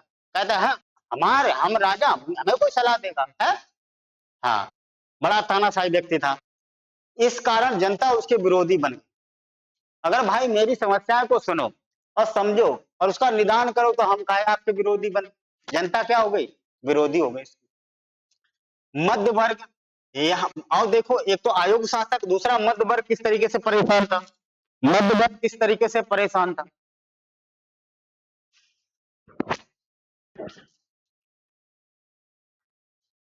यहाँ पर औद्योगिक क्रांति होने के कारण मध्य वर्ग का उदय हो गया, जिसमें छोटे उद्योगपति, वकील, अध्यापक, डॉक्टर और निम्न पदों पर कार्य करने वाले अधिकारी शामिल थे। यह वर्ग नए विचारों तथा राष्ट्रीय भावनाओं से ओतप्रोत था और लोकतंत्र का पक्षधर था। निरंकुश राजशाही का विरोधी था, अतः जब जनता के राजशाही का विरोध किया तो इस वर्ग ने उसका पूर्ण समर्थन किया। देखो, शिक्षा 100 सवालों को जन्म देती है। सरकार की हर नीतियों का, अगर आप व्यक्ति पढ़ा लिखा है, शिक्षित है, तो अच्छाई बुराई सारी नीतियों का वो ऑब्जर्व करता है, समझे, तभी तो कहेगा, कहते हैं कि लोग बढ़ेगा पढ़ेगा इंडिया तभी तो बढ़ेगा इंडिया। मगर यहाँ तो क्या है, स्कूल ही बंद करे जाए हैं और कहा खोले जाए नहीं। कमेंट बॉक्स में बताओ भाई अगर जानकारी हो किसी को, क्या खोले जाए। हाँ, तो ये चीज है बेटा। बहुत, अगर आदमी पढ़ लिख जाता है तो वो 100 सवाल जागता है कि ऐसा क्यों नहीं हुआ, वैसा क्यों। भाई जब पढ़े लिखेगा नहीं तो नेताओं के पीछे पीछे जय झंडा ये लो ये लो, लहराएगा, आगे आगे चलेगा भाई मोटरसाइकिल है, लगाएंगे भाई नारे, ठीक, उनकी करेंगे गुलामी। तो क्या होता है कि पूर्ण समर्थन दिया। तो मध्य वर्ग जैसे भाई औद्योगिक क्रांति के बाद मध्य वर्ग धीरे धीरे वो अपना और विकास करना चाहता था और जो कुलीन वर्ग था इनको दबाना चाहता था। तो जैसे इनके पास थोड़ा पैसा आया, थोड़ा इनके हाथ पर जमीन में टिकने लगे, तो इन्होंने क्या किया कि और ज्यादा लोग उस सरकार से सवाल करना प्रारंभ, राजा से सवाल करना प्रारंभ कर दिया है, लोगों को कन्विंस करना प्रारंभ कर दिया, एक अपना गुट बना लिया। उसके बाद धीरे धीरे धीरे धीरे जागरूक होने लगे लोग और जनता को भी जागरूक करने लगे और वो पूरी तरीके से राजशाही के विरोध में खड़े हो जाते हैं। आगे क्या है, आम जनता की दयनीय स्थिति। जनता तो वैसे जनता ही है, जनता को कुछ नहीं, जनता बेटा सब जानती है, जनता का मतलब ही है सब कुछ जानना, जानकर अनजान मत बनना। तो जनता की दयनीय स्थिति, इस समय शासक उच्च वर्ग तथा कुलीन वर्ग यहाँ विलासतापूर्ण जीवन बिता रहे थे, बहुत मस्ती में बिता रहे थे भैया, स्विमिंग पूल में खूब नहा रहे थे। एक तरीके से उनकी ऐशो आराम राजशाही दिनचर्या थी, सारी व्यवस्थाएं थी, सारे सुख सुविधाएं थी, है, मजे में जीवन कट रहा था, उनको कोई दिक्कत नहीं थी। जिन्हें बेटा दिक्कत होती है, जिन्हें दर्द होता है, उसी को पता होता है दर्द का मतलब क्या होता है। हाँ, जिसे कुछ होता ही नहीं दर्द, तो है दर्द का कभी सामना ही नहीं किया, परेशानी का सामना ही नहीं किया, दुखी दुख व्यक्ति कैसा होता है, कभी उससे दुख पड़ा ही नहीं, तो क्या जानेगा दूसरे का दुख। ठीक, तो ये विलासतापूर्ण जीवन बिता रहे थे। वहीं आम जनता की स्थिति बड़ी दयनीय थी, बड़े ही शोचनीय थी, बड़ा उनका शोषण किया जाता, रोजी रोटी के लिए तरस रहे थे, समझे, पाव रोटी के लिए, खाने के लिए तरस रहे थे। सुबह 3-3 4-4 8-8 दिन काम करना पड़ता है, भूखे पेट काम करना पड़ता था, बेरोजगारी चरम पे थी, महंगाई चरम पे थी, कोई काम नहीं था, कोई व्यवस्थाएं नहीं थी। ऊपर से और भी बहुत सारे सरकार द्वारा टैक्स लगा दिए जाते थे, फिर जमींदार टैक्स लगाते थे, हैं, बहुत सारे जो जनता जो थी, आम जनता जो थी, गरीब थी, मध्यम वर्ग की और निम्न वर्ग के लोग थे, परेशान थे। आगे क्या दिया गया है कि लोग रोजी रोटी के लिए तरस रहे थे। मजदूर वर्ग की दुर्दशा, मजदूरों की तो तब भी दुर्दशा खराब थी, लल्ला अबहू खराब, सही पूछो तो। ठीक, कहो गुरु जी कहे कैसे खराब है? अभी भी तब भी खराब थी, अभी भी लाले पड़ते हैं कि बेचारा शाम को जाएगा तो क्या लेकर के जाएगा, क्या बच्चों को खिलाएगा, क्या खुद खाएगा, क्या घर वाले को खिलाएगा। ठीक, तो बड़ी ही स्थिति खराब थी। देखिएगा कि इस समय फ्रांस के जो उद्योग स्थापित हुए थे, उनमें मजदूरों को काम करने के लिए स्वास्थ्यवर्धक परिस्थितियां नहीं थी। हाँ, ऐसे ही बिना पंखा, बिना कुर्सी, बिना कोई व्यवस्था के काम करवाए जा रहे, काम करवाए जा रहे, लगे पड़े हैं, बिल्कुल गधा बनाए, समझे? रात दिन कोई पता ही नहीं, 8 घंटा, 16 घंटा, 24 घंटा है, खाना मिल रहा कि नहीं मिल रहा, कुछ नहीं, सब लगे हैं। तो स्वास्थ्यवर्धक परिस्थितियां नहीं थी, ना तो काम के घंटे निश्चित थे, कोई पता नहीं। अब तो काम निश्चित है, 3 शिफ्टों में से फैक्ट्रियां चलती हैं, 8-8 घंटे की शिफ्ट होती है, कहीं-कहीं 12-12 घंटे की शिफ्ट होती है। तो कोई पता नहीं था कि कितने देर तक काम करना, और ना ही इन्हें उचित वेतन मिलता था। ये पता चले 1 महीना में किसी को 500 रुपया दे दिए, किसी को 200 दे दिए, कभी 200 हुए तो कभी 500, कोई निश्चित ही नहीं था कि 1 महीने का तुम्हारा पेमेंट कितना होगा, ये कितने घंटे का कितना पैसा होगा, कोई निश्चित नहीं था। अगर कोई मजदूर किसी दुर्घटना का शिकार हो जाता था तो उद्योगपतियों द्वारा उसके मुआवजा नहीं दिया जाता था, इस कारण इस मध्य वर्ग असंतोष था। भैया मुआवजा भी नहीं मिल रहा। ठीक, क्या अगर कोई मर जाए भाड़ चूलम जाए, हमें कोई मतलब। ठीक, हाँ, देखो आगे क्या है, हिलना डुलना कतई नहीं, पढ़ते रहना, बस समझते रहना। हर एक चीज जितनी भी मैं तुम लोगों को बता रहा हूँ, समझा रहा हूँ, बड़े गौर से सारी चीजें लीड लगा के कान में सुनते रहना। अगर नहीं सुनोगे तो फिर बहुत समझ लेना, हमारे गुरु जी आ चुके हैं। हाँ,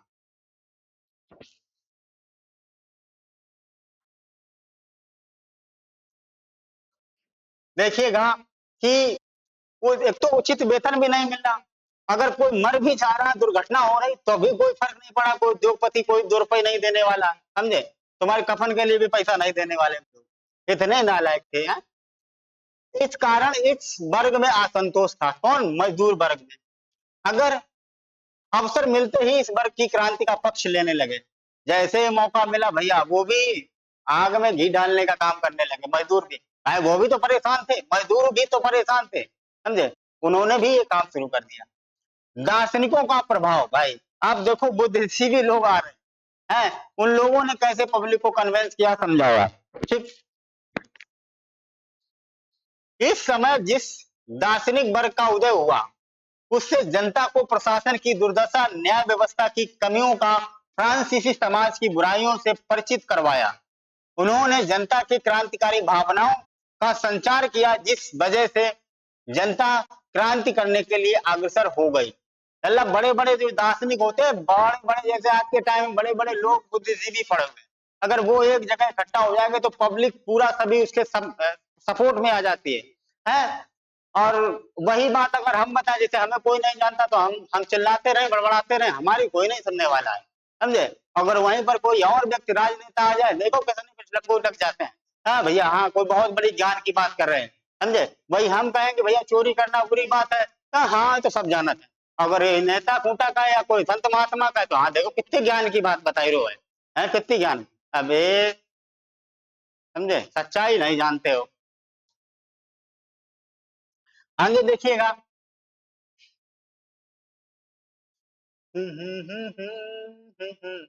आजादी पर प्रतिबंध, आजादी पर प्रतिबंध। कौन कहता है कि आजादी पर प्रतिबंध, इस समय फ्रांसीसी सरकार ने लोगों की आजादी पर विभिन्न प्रकार के प्रतिबंध लगा रखे थे। हाँ, प्रतिबंध, रोक लगा रखी थी। हाँ, जैसे तुम्हें रोक लगा दे कि तुम फलाने दोस्त से नहीं मिलने जाओगे, घरे रहोगे, ये काम नहीं करोगे, वो नहीं मान रहे हैं, फ्री फायर पबजी में लग गए, खेलने लगे जाओ, समझे? घर वाले खूब चिल्ला रहे, लल्ला ये काम ना करो, ये काम ना करो ना, तो यहाँ पर प्रतिबंध जो लगाए जा रहे थे वो गलत लगाए, यहाँ तक कि उनको धार्मिक विश्वासों पर भी प्रतिबंध लगे हुए थे। फ्रांस में प्रोटेस्ट धर्मावलंबियों के साथ क्रूरतापूर्ण व्यवहार किया जा रहा था। इस प्रकार सरकार ने न्याय और आजादी की अवहेलना करते हुए लेद्रा दा कासे बिना कारण बताए कैद के आदेश पत्र जारी करके स्थितियों को और भी भयावह बना दिया, जिसके जनता में असंतोष की भावना व्याप्त हो गई और क्रांति के पथ पर आगे बढ़ गए। बिना कारण, जैसे अपने अंग्रेजों ने ससुरों ने लगा दिया था, क्या बनाया था कानून, रॉयल एक्ट 1919 में, उन ससुरों ने लगा दिया बिना कारण बताए, बिना कोई भी दलील, कोई वकील, कोई भी उठा के बंद कर देते थे और ये भी नहीं बताते थे कहां गए है, तुम्हारा क्या कसूर था, कोई पता नहीं, समझे, किस जेल में बंद, कोई पता नहीं, कितनी दिनों तक ठुकाई तुमाई चल रही है, पिटाई चल रही है, मराई चल रही है, घर वालों को पता ही नहीं, समझे, कहाँ मार के फेंक दिए जा रहे, ये भी पता नहीं, समझे। तो इस तरीके से कानून बना, ऐसे इन लोगों ने भी बिना कारण के कानून बना दिया, लेत्रा दा कासे, इस कानून बिना कारण बताए कैद में डाल देना। अब आगे देखिएगा कि फ्रांसीसी क्रांति के प्रभाव क्या रहे, जब फ्रांसीसी क्रांति हुई उसके क्या इफेक्ट रहे, इसके बारे में जान लीजिए, क्या इफेक्ट रहे। तो देखिए फ्रांसीसी क्रांति का प्रभाव, फ्रांस पर प्रभाव, 1789 में फ्रांस में होने वाली राज्य क्रांति के फ्रांस पर पड़ने वाले प्रभावों का उल्लेख निम्नलिखित बिंदुओं के अंतर्गत करते हैं। कौन कौन से बिंदु है, देखो बिंदु कौन कौन से हैं, बिंदुओं पर एक एक करके हम लोग चर्चा करते हैं, समझे। क्या क्या किया गया कि लुईस वंश के शासन का अंत हुआ, इस ससुरे को अंत कर दिया गया, ये इसका शासन समाप्त कर दिया गया, बहुत ही वाहियात शासक था, इस शासक को आयोग था, विलासतापूर्ण शासन करता था, जनता को कोई से मतलब नहीं था, जनता में क्या समस्याएं आ रही हैं कोई लेना देना नहीं था, इसका अंत कर दिया गया। लुईस 16वें का शासक जो था उसे, उसका शासन खत्म कर दिया गया। इसके साथ इसके स्थान पर लोकतांत्रिक शासन की व्यवस्था हुई, लोकतांत्रिक व्यवस्था की, जहां पर जनता की सरकार होती है, जनता का शासन होता है, उसे क्या कहा जाता है, लोकतंत्र, ठीक, लोकतंत्र। सरकार द्वारा लोक कल्याणकारी कार्य जैसे सड़कों, पुलों, नगरों, अस्पतालों, बांधों, स्कूलों आदि का निर्माण किया गया। जब लोकतांत्रिक सरकार हो गई तो ये सारी व्यवस्थाएं की गई, क्या की गई, ये सारी व्यवस्थाएं की गई, सड़कों की सुविधा की गई, पुल बना दिए गए, नहरें बनाई गई, अस्पताल बनाए गए, बांध बनाए गए, स्कूल खोले गए, ये सारे आज यानी कि फ्रांस की क्रांति के बाद हुए। समानता, स्वतंत्रता, भ्रातृत्व की भावना से लबरेज नवीन समाज की नींव रखी गई। भाई आपस में भाईचारा, आजादी, स्वतंत्रता मिल जाती है, सबको समानता मिलती है, ये सारी भावना लोगों के प्रति जागृत होने लगी, लोगों के प्रति जागृत होने लगी, ये सारी चीजें। अगला क्या है कि न्याय व्यवस्था का पुनर्गठन करके देश के लिए नवीन कानून संहिता लागू की गई, नए कानून बनाए गए, जो नवीन कानून संहिता बनाई गई कि क्या क्या करना है, कैसे क्या करना है, ये सारी नई व्यवस्थाएं की गई। वो जो राजा का शासन था उस समय जो व्यवस्थाएं चल रही थी, वो सारी व्यवस्थाओं को क्या किया गया, खत्म किया गया, सारी व्यवस्थाओं को खत्म करके एक नई व्यवस्था, नए नवीन कानून के आधार पर फ्रांस पर शासन किया गया। फिर क्या दिया गया है कि प्रभुसत्ता,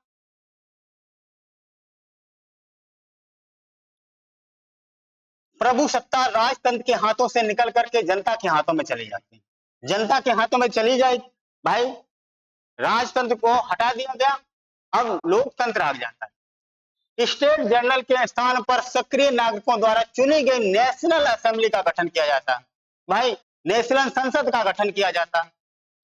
जो स्टेट जनरल यानी राजा के आसपास जो प्रशासनिक व्यवस्थाएं थी या जो उसके साथ में जो सलाहकार थे, जो शासन चलाते थे, वो व्यवस्था को खत्म कर दिया। जो बढ़िया सक्रिय नागरिक हुआ करते थे उन लोगों को, यानी कि जैसे कहे नेता लोग, उनका एक नेशनल असेंबली का गठन किया गया। फ्रेंच भाषा को राष्ट्रीय भाषा और फ्रेंच तिरंगे को राष्ट्रीय ध्वज घोषित किया गया। अच्छी बात बताई कि फ्रांस में फ्रेंच भाषा को क्या कर दिया गया, राष्ट्रीय भाषा। आप लोग कमेंट बॉक्स में बताएंगे कि भारत की राष्ट्रीय भाषा कौन सी है, भारत की राष्ट्रीय भाषा कौन सी है। जितने भी बच्चे वीडियो देखें या बाद में देखें या इस समय देख रहे हो, तो सभी लोग बताएंगे कि भारत की राष्ट्रीय भाषा कौन सी है। ठीक, देखिएगा अगला क्या दिया गया है, आंतरिक आयात निर्यात शुल्क हटा दिया गया। जो आंतरिक एक जगह से यानी कि एक ही देश में है और इधर से उधर, जैसे मैं यूपी में हूँ, यूपी का कोई भी प्रोडक्ट बन करके किसी मध्य प्रदेश में जा रहा तो क्या लगता है, टैक्स लग रहा है, समझे। या वहां से कभी ऐसा रूल, वहां तो ऐसा भी लगता था कि अगर कन्नौज डिस्ट्रिक्ट से फरुखाबाद डिस्ट्रिक्ट में सप्लाई हो रहा है तो वहां पर भी क्या लगता था, टैक्स लगता था। तो क्या किया गया, वो आंतरिक जो आयात निर्यात का शुल्क था वो हटा दिया गया, साथ ही भार एवं माप की एक समान व्यवस्था लागू की गई। ऐसा नहीं है कि यहाँ पर भैया 1 किलो 900 ग्राम का है, दूसरी जगह 1 किलो 800 ग्राम का है, या 1 किलो 200 ग्राम का, ये व्यवस्था नहीं। ठीक, शासक और पादरियों वर्ग में विशेषाधिकार का अंत किया गया। ये पादरी वर्ग बहुत है, पादरी वर्ग ये भी बहुत बड़े साले कमीने थे, समझे। बहुत ये लोग भी जनता पर, आम जनता पर बड़ा अत्याचार, बड़ा टैक्स लगाते थे।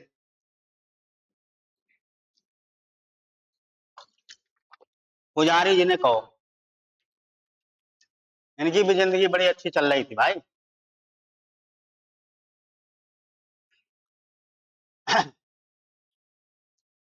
क्या किया गया, कानून के समक्ष सबको बराबर समान माना जा गया, संपत्ति के अधिकार को सुरक्षित बनाए रखा। भैया जहां पैसे की बात हुई, देखो बिल पर लोग राज्यसभा में, इसमें उत्तर प्रदेश की विधानसभा में पारित किया और लोगों ने अपने पैसे को बढ़ाई देखो जम के, समझे। हाँ, रोएंगे फिर। ठीक, समक्ष सबको बराबर माना गया, संपत्ति के अधिकार को सुरक्षित रखा। हाँ, संपत्ति अधिकार सुरक्षित रखो भाई, इसको छेड़छाड़ मत करना। आगे देखो अगला क्या दिया गया, फ्रांसीसी क्रांति पर यूरोप पर प्रभाव।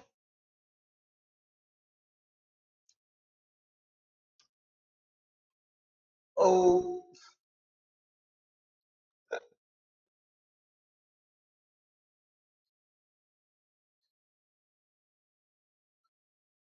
देखो फ्रांसीसी क्रांति का यूरोप पर प्रभाव क्या है। 1789 में फ्रांस में होने वाली राष्ट्र क्रांति का यूरोप के विभिन्न देशों में प्रभाव पड़ा। उसका उल्लेख इस प्रकार है, फ्रांस की क्रांति ने राष्ट्रवाद के बीज बो दिए। भैया राष्ट्रवाद का प्रारंभ फ्रांस में हुआ, बीज बो दिए, जिससे यूरोप में राष्ट्रीय राज्यों की स्थापना हुई। राष्ट्रीय यूरोप में जितने भी राज्य हुए वो राष्ट्रीय राज्य की स्थापना हो जाती है, एक राष्ट्र यानी कि स्वतंत्र राष्ट्र बनने की एक मुहिम टाइप की चल जाती। भैया हम भी आजाद होंगे, हम भी राष्ट्र, वो अलग देश रखेंगे और एक अपनी पहचान रखेंगे भाई देश की। फ्रांस की क्रांति में से विश्व के लोकतांत्रिक सिद्धांत मिला कि सरकार जनता द्वारा और जनता के लिए होनी चाहिए। एक सिद्धांत मिल गया, लोकतांत्रिक सिद्धांत मिल जाता है कि सरकार द्वारा जनता और जनता के लिए होनी चाहिए। सरकार किस तरीके से हो, है जनता और द्वारा और जनता के लिए होनी चाहिए, ना कि अपने लिए होनी चाहिए। सारी जनता एक समान होती है। फ्रांस की क्रांति ने एक समाजवादी विचारधारा का विकास किया। फ्रांस की क्रांति ने एक समाजवादी विचारधारा का क्या किया, विकास किया। समाजवादी क्या होता है, सभी समाज को लेकर के साथ में चलना, सभी को समान अधिकार देना, सभी संसाधनों में समान डिस्ट्रीब्यूट करना समाजवाद कहलाता। ठीक, क्रांति के नेताओं और सामाजिक, आर्थिक और राजनीतिक समानताओं के सिद्धांतों पर बल दिया। जर्मन दार्शनिक कार्ल मार्क्स को इस सिद्धांतों से प्रभावित किया और उसने मजदूरों की एकता पर जोर दिया। मजदूरों की एकता पर क्या दिया, जोर दिया। फ्रांस के राष्ट्रीय असेंबली में मानव अधिकारों की घोषणा की गई। ये बहुत अच्छा राष्ट्रीय, फ्रांस की राष्ट्रीय असेंबली में मानव अधिकारों की घोषणा की गई, यानी मूल अधिकार दिए गए। सबसे पहले फ्रांस ने ही मूल अधिकार दिए गए। अपने आप मूल अधिकार कितना है, अच्छा है। ठीक, यूरोपीय देशों पर इसका गहरा प्रभाव पड़ा। इन देशों में भी अपने समानता के विचार प्रकट करने की स्वतंत्रता और प्रतिनिधि संस्थाएं स्थापित करने के लिए प्रयास प्रारंभ किए गए। अगला क्या दिया गया, पांचवा, कि फ्रांस की क्रांति के बाद यूरोप में निरंकुश और क्रियावाद शासकों ने अपने देश की क्रांतिकारी गतिविधियों का निर्दयता पूर्वक दमन किया, उसका फिनिश किया। तो फ्रांस की क्रांति पर यूरोप का क्या प्रभाव पड़ा, ये सारी चीजें समझ। ठीक, आगे चलें। यूरोप में राष्ट्रवाद का निर्माण, यहाँ से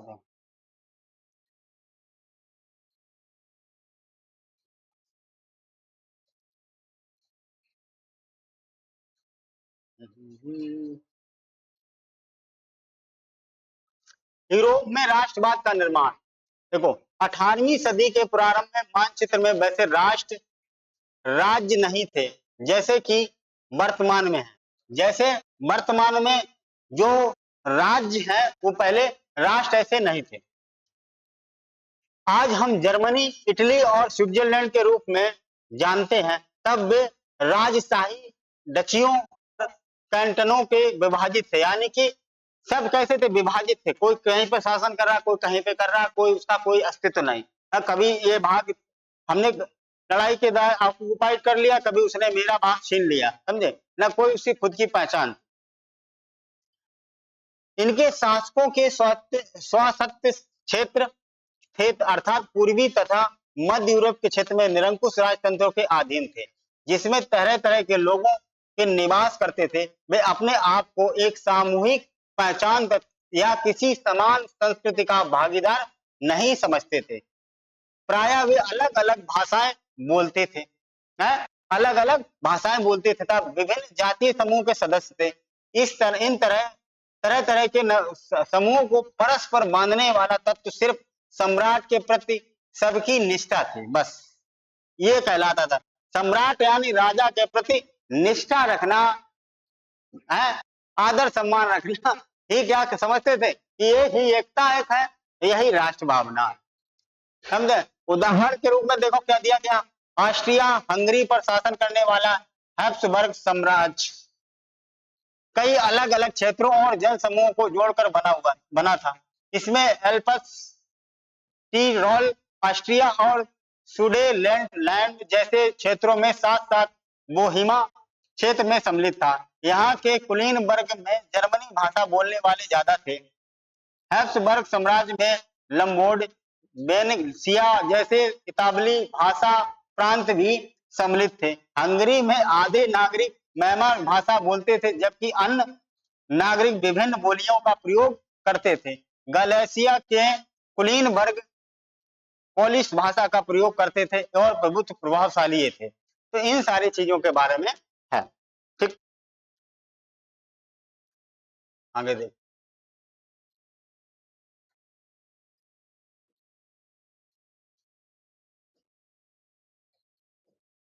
यहाँ से चलो, ये चीज और समझ। कुलीन वर्ग और नया मध्य वर्ग किस तरीके से पनपा।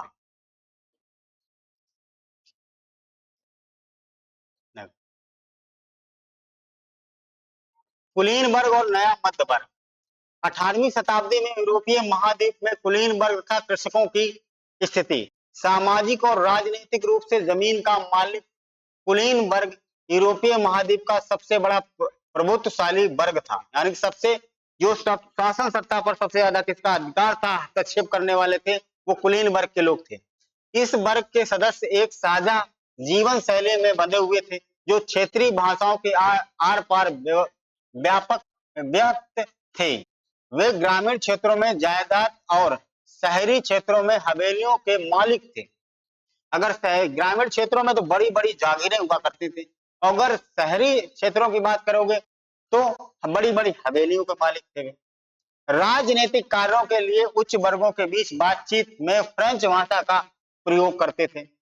उनके परिवार प्रायः वैवाहिक बंधनों से आपस में जुड़े होते थे, मगर यह शक्तिशाली कुलीन वर्ग संख्या के लिहाज से एक छोटा समूह था। भाई पैसा वाले तो वैसे भी कम होते हैं, गरीब लोग, आम लोग, हम जैसे लोग ज्यादा होते हैं। ठीक, तो इसीलिए सभी लोग ज्यादा से ज्यादा सपोर्ट करिए हम लोगों को, है ज्यादा से ज्यादा।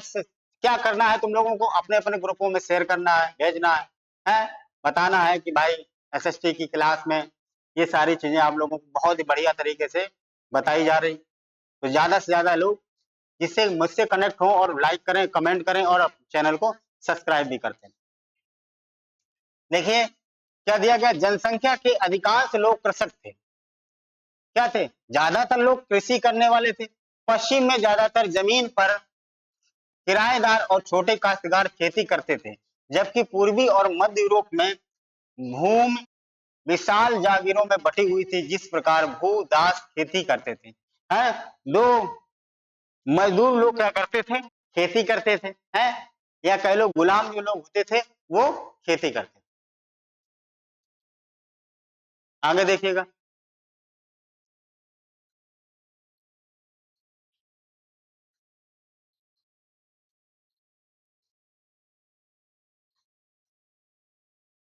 ये चीज देख, उदारवादी राष्ट्रवाद के क्या मायने।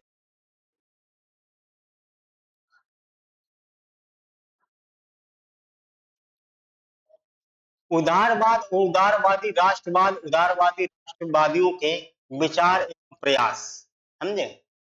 19वीं शताब्दी के शुरुआत में यूरोप में उदारवादी विचारधारा का विकास हुआ। उदारवादी क्या होते हैं, हैं, सबके प्रति सहानुभूति रखना है, सबको समान अधिकार देना है, किसी के बारे में बुरा ना कहना, बुरा सोचना नहीं, समझे, सबका भला सोचना उदारवाद कहलाता।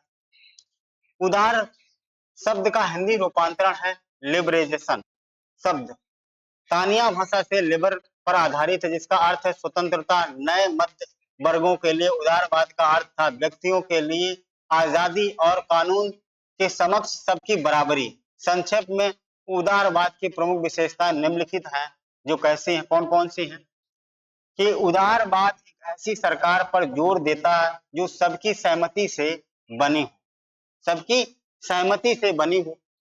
उदारवाद निरंकुश शासक और पादरी वर्ग के विशेषाधिकार की समाप्ति, संविधान और संसदीय प्रतिनिधि सरकारों का पक्षधर था कि शासन सत्ता संविधान के आधार पर चले, हैं, पादरियों का विशेषाधिकार समाप्त हो, निरंकुश शासक ना हो, समझे। तो ये सारी चीजें उनकी विचारधारा में था। 19वीं शताब्दी के उदारवादी निजी संपत्ति के स्वामित्व की अनिवार्यता पर भी जोर देते थे।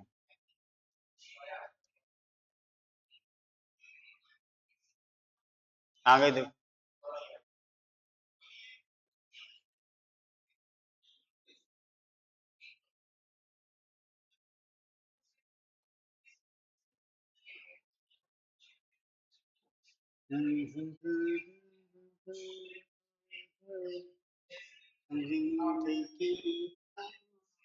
ये चीज देखो,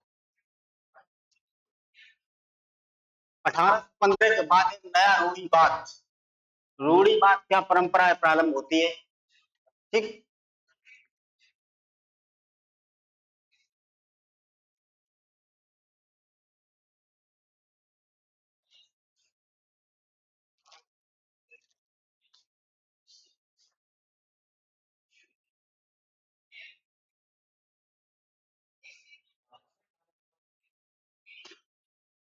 1815 के बाद रूढ़िवाद 1815 के बाद रूढ़िवाद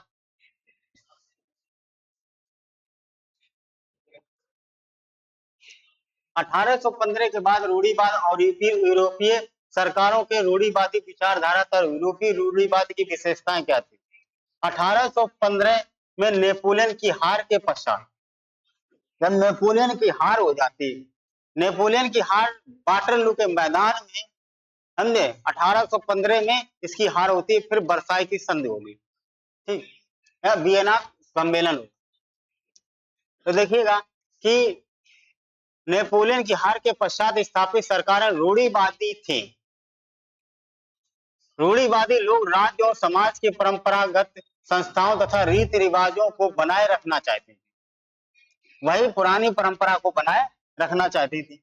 वे यूरोप में चले आ रहे ऊंच नीच, सामाजिक संपत्ति, परिवार, राजतंत्र, चर्च इत्यादि की संस्थाओं एवं परंपराओं को जीवित रखने के पक्ष में थे। परंतु उन्होंने नेपोलियन द्वारा किए गए सुधारों के आधुनिकीकरण के महत्व को जान लिया था। वे समझ गए थे कि आधुनिकीकरण के से राजतंत्र में कई शक्ति मिल सकती है, नई शक्ति मिल सकती है। इसलिए वे गतिशील अर्थव्यवस्था, नौकरशाही, आधुनिक सेना इत्यादि का समर्थन करने लगे। निरंकुश राजतंत्रों को मजबूती प्रदान करने के लिए वे सामंतवाद तथा भूदासता को समाप्त होते देखना चाहते थे।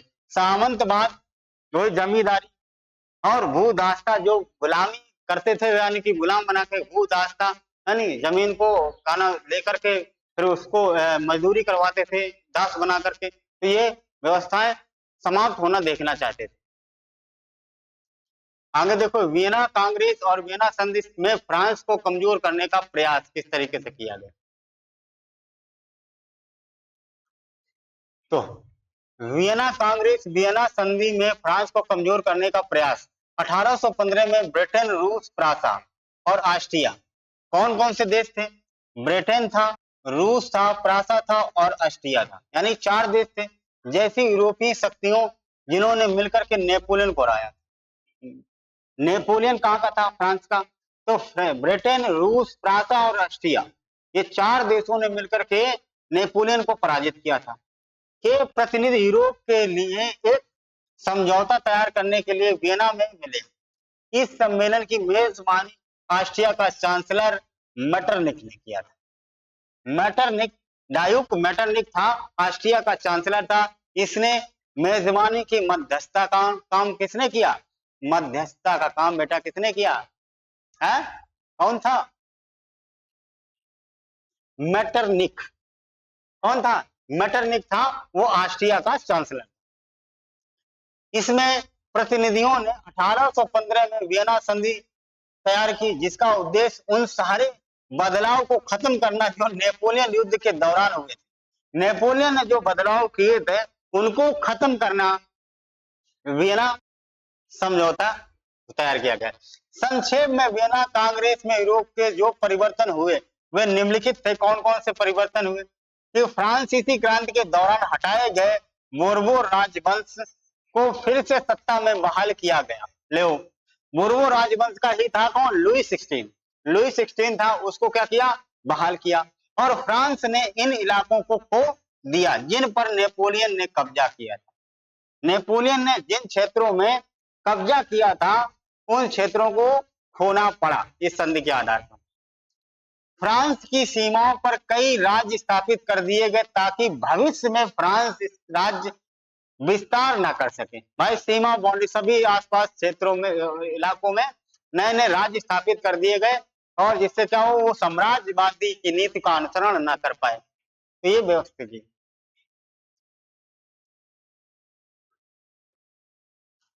कहीं अब देखिए, फ्रांस में यूरोप में राष्ट्रवाद का उदय, इसके साथ साथ में ये देखिएगा और क्या क्या किया गया भैया वियना संधि कि फ्रांस के उत्तर में नीदरलैंड, नीदरलैंड ये उत्तर में क्या है? नीदरलैंड स्थापित किया जिसमें बेल्जियम शामिल था और दक्षिण में पिटमान जेनोआ को जोड़ दिया गया। फ्रांसा को इसकी पश्चिमी सीमा पर महत्वपूर्ण नए इलाके दिए गए जबकि ऑस्ट्रिया को उत्तरी इटली का नियंत्रण सौंप दिया गया। नेपोलियन ने 39 राज्यों को जो जर्मन महासंघ स्थापित किया था उसे बरकरार रखा था। पूर्व में रूस को पोलैंड का एक हिस्सा दिया गया जबकि फ्रांसा को मैक्सनी का एक हिस्सा प्रदान किया गया।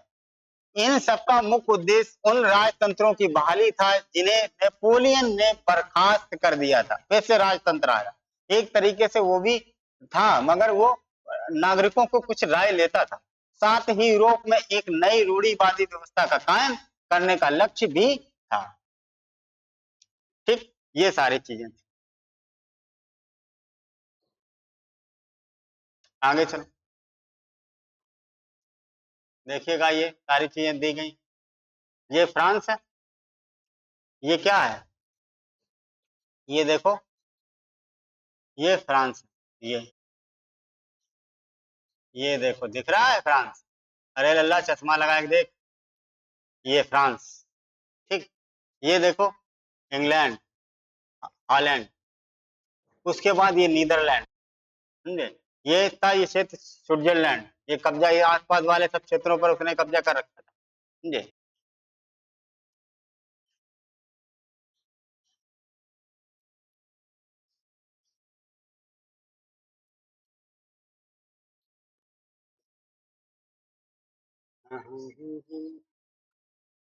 अब ये देखो, ये इटलीकरण, जर्मनी, इटली का एकीकरण किसके द्वारा होता है? जोसेफ मैस्थिनीज के द्वारा, मैथिस्नी के द्वारा। देखिएगा, यहाँ से क्वेश्चन पूछे जाते हैं। ये देखो, इटली का एकीकरण हो, देखो इटली में क्रांतिकारी जोसेफ मैथिनीज द्वारा इटली के एकीकरण में संबंधित विचार और प्रयास क्या किए गए? जोसेफ मैथिस्नी इटली के राष्ट्रवाद का मसीहा माना, जनक किसे माना जाता है? इटली का एकीकरण जोसेफ मैथिस्नी के द्वारा माना। यह इटली को एक राष्ट्र के रूप में देखना चाहता था। उसका जन्म 807 ईस्वी में हुआ था, जेनोआ हुआ था, जेनोआ में हुआ था। वह कार्बोनरी नामक गुप्त संगठन का सदस्य था। कार्बोनरी नामक गुप्त संगठन का क्या था? सदस्य था। लिगुरिया में क्रांति करने के कारण 24 वर्ष की उम्र में मैथिनी को बहिष्कृत कर दिया गया। इसके बाद मैथिनी ने दो अन्य भूमिगत संगठनों की स्थापना की।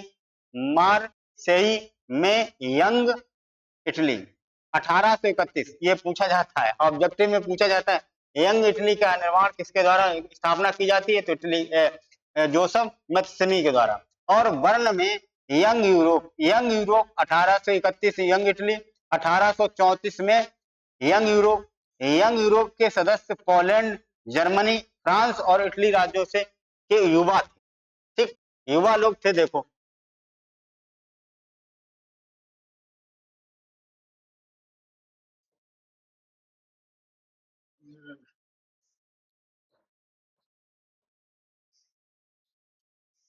फिर देखिए, मैथिनी का विश्वास था कि ईश्वर की इच्छा के अनुसार राष्ट्र ही मनुष्यों की प्राकृतिक इकाई है।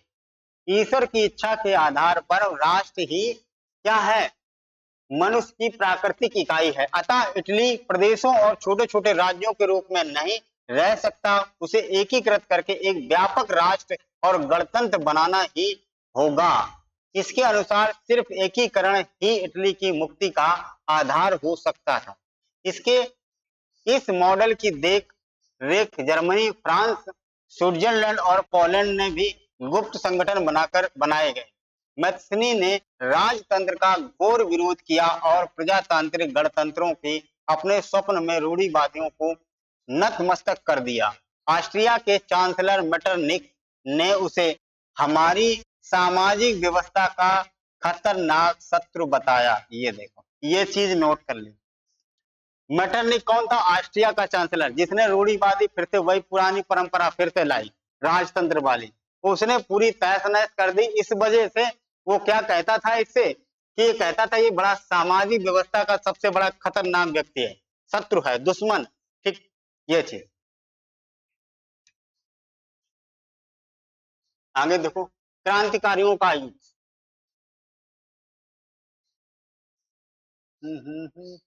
है कोई और चीज? पहली क्रांति जुलाई 1960 थी। चलो ये कुछ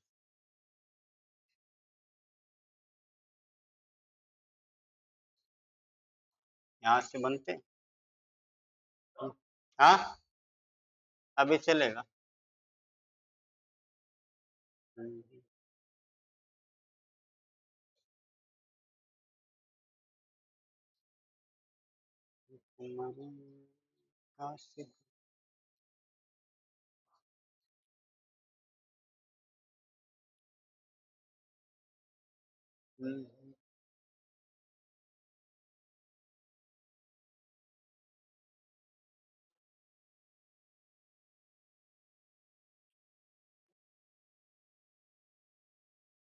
हाँ, यहाँ से हम लोग पढ़ेंगे बिस्मार्क के बारे में।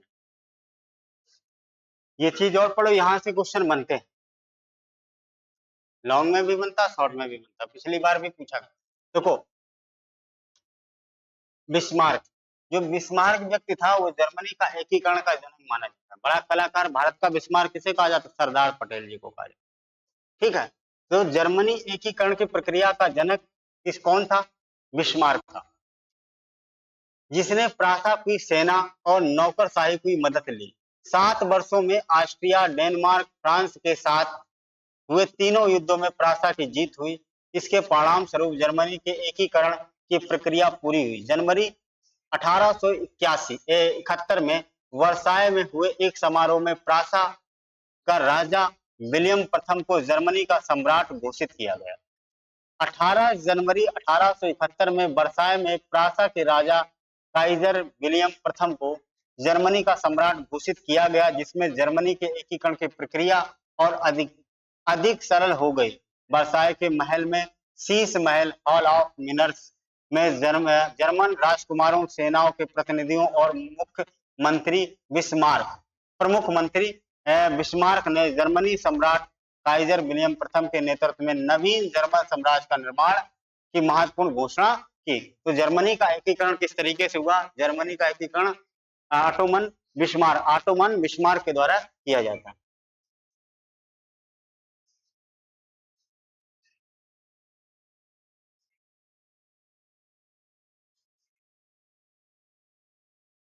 चीना तो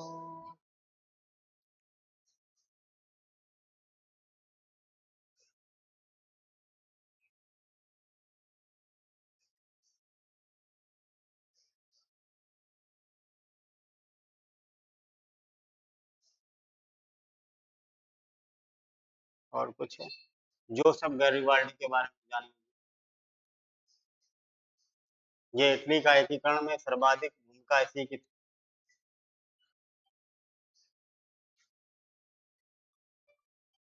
हाँ, हेलो, हाँ, चलो ठीक है, डाल दी तो मैसेज करें, पढ़ाई रहेगा। तो देखो, जोसेफ गैरिबाल्डी 1807 से लेकर 1882 ईस्वी तक इसका रहा वर्चस्व। गैरिबाल्डी इटली का सर्वाधिक प्रसिद्ध स्वतंत्रता सेनानी था। उसका परिवार तटीय व्यापार करता था, समुद्र के किनारे व्यापार करता था, तथा वह खुद भी व्यापारिक नौसेना का एक नाविक था, यानी कि नौसेना का एक चालक था। 1833 ईस्वी में उसकी भेंट मैसनी के द्वारा से हुई। वह यंग इटली आंदोलन का हिस्सा बना और 1834 ईस्वी में उसने पीटमांड के गणतंत्री विद्रोह में हिस्सा लिया। जब वह सफल नहीं हुआ तो वह दक्षिण अमेरिका भाग गया। 1848 ईस्वी तक वहां निर्वासित जीवन बिताता रहा। 1854 ईस्वी में उसने विक्टर इमैनुअल द्वितीय का इस बात के लिए समर्थन किया कि वह इटली के एकीकरण की इच्छा रखता था। 1860 ईस्वी में उसने दक्षिण इटली की तरफ से expedition of the south gen 1000 लोगों का अभियान का नेतृत्व किया। उसमें बहुत से स्वयंसेवक गुण और उनकी संख्या 30,000 तक पहुंच गई थी। रेड शटर्स के नाम से विख्यात था, यानी रेड शटर संस्था जो है वो जोसेफ गैरिबाल्डी के द्वारा बनाई जाती है। ठीक, 1867 में गैरिबाल्डी के नेतृत्व में स्वयंसेवक की सेना पेपल राज्यों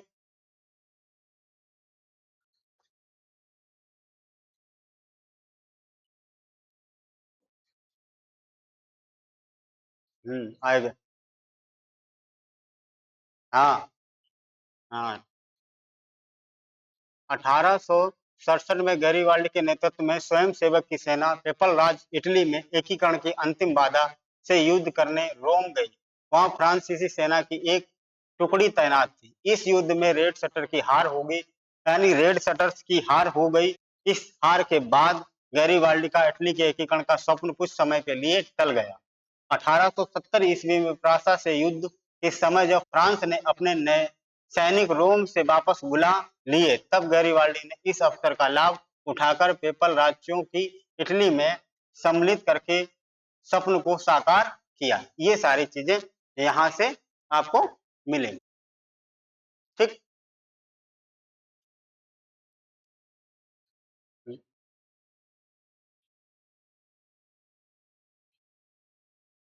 चल ये चीजें और देख। प्रतीकों का अर्थ क्या है समझे? अगर टूटी हुई बेड़ियां हैं तो इसका मतलब है आजादी मिलना। बाज छाप कवच है, इसका मतलब जर्मन साम्राज्य का प्रतीक, शक्ति प्रतीक था। बलूत पत्तियों का मुकुट यानी बहादुरी वीरता का प्रतीक है। तलवार यानी मुकाबले की तैयारी का प्रतीक है। तलवार पर लिपटी जैतून की डाली शक्ति की चाह है, शांति की चाह है। लाल यानी कि काला, लाल और सुनहरा तिरंगा। 1848 ईस्वी में उदारवादी राष्ट्रवादियों का ध्वज, जिसमें जर्मन राज्यों के डायूक्स प्रतिबंधित घोषित कर दिया गया था। उगते सूर्य की किरणें यानी एक नए युग का सूत्रपात। तो ये चीजें थी जिनसे हम लोगों ने रूबरू हुए।